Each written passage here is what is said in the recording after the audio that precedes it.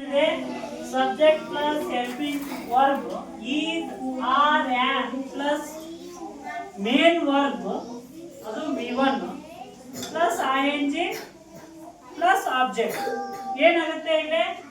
I am drinking a cup of milk ನಾನು ಒಂದು ಲೋಟ ಹಾಲನ್ನು ಕುಡಿಯುತ್ತಿದ್ದೇನೆ ಅದೇ ನೆಗೆಟಿವ್ ಅಲ್ಲಿ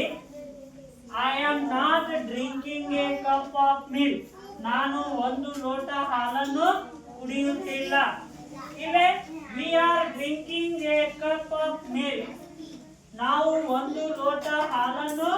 ಕುಡಿಯುತ್ತಿದ್ದೇವೆ ಇಲ್ಲಿ we are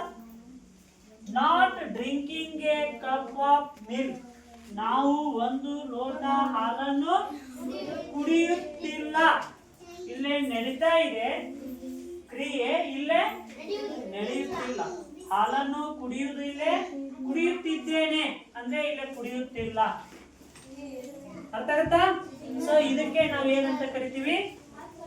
ವಾಕ್ಯದೊಳಗ ಸಕಾರಾತ್ಮಕದಲ್ಲಿ ಮತ್ತು ನಕಾರಾತ್ಮಕದಲ್ಲಿ ಹೆಂಗ್ ಅಕ್ಕವ ಅನ್ನೋದು ಇಲ್ಲಿ ರೂಲ್ ಗಳನ್ನ ಗಮನಿಸ್ರಿ ರೂಲ್ ಮೇಲೆ ಬಹಳ important rule subject plus helping verb ಎಲ್ಲೆಲ್ಲಿ ಬರುತ್ತೆ ಈಸ್ ಆಮ್ ಆರ್ ಈಸ್ ಈ ಸಿ ಇಟ್ಗಳ ಮುಂದೆ ಬಂದ್ರೆ ನೋಡ್ರಿ ಇಲ್ಲೇ ಈ ಸಿ ಇಟ್